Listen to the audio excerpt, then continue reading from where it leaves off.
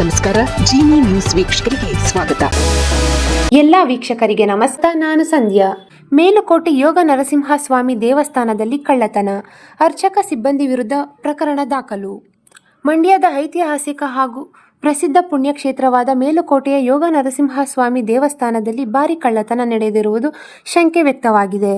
ದೇವಸ್ಥಾನದ ಅರ್ಚಕರು ಹಾಗೂ ಸಿಬ್ಬಂದಿ ವಿರುದ್ಧವೇ ಮೇಲುಕೋಟೆ ಪೊಲೀಸ್ ಠಾಣೆಯಲ್ಲಿ ಪ್ರಕರಣ ದಾಖಲಾಗಿದೆ.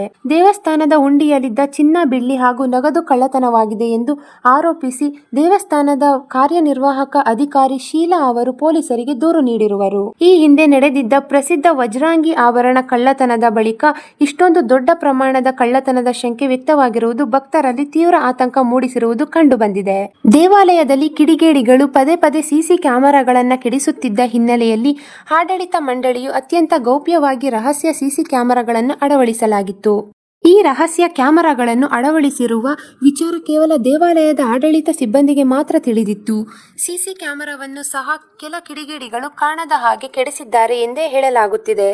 ಆಡಳಿತ ಮಂಡಳಿಗೆ ಮಾತ್ರ ಗೊತ್ತಿದ್ದ ಈ ರಹಸ್ಯ ಸಿಸಿ ಕ್ಯಾಮೆರಾ ಹಾಳು ಮಾಡಿರುವುದು ಕಳ್ಳತನದ ಉದ್ದೇಶದಿಂದಲೇ ದೇವಸ್ಥಾನದ ಒಳಗಿನ ಸಿಬ್ಬಂದಿ ಹಾಗೂ ಅರ್ಚಕರೇ ಈ ಕೃತ್ಯ ಎಸಗಿದ್ದಾರೆ ಎಂಬ ಬಲವಾದ ಶಂಕೆ ಮೂಡಿಬಂದಿದೆ. ದೇವಸ್ಥಾನದ ಇಒ ಶೀಲಾ ಅವರು ನೀಡಿದ ದೂರಿನಂತೆ ಈಗಾಗಲೇ ಪೊಲೀಸರು 5 ವಿರುದ್ಧ ಎಫ್ಐಆರ್ ದಾಖಲಿಸಿಕೊಂಡಿದ್ದಾರೆ ಎನ್ನಲಾಗಿದೆ.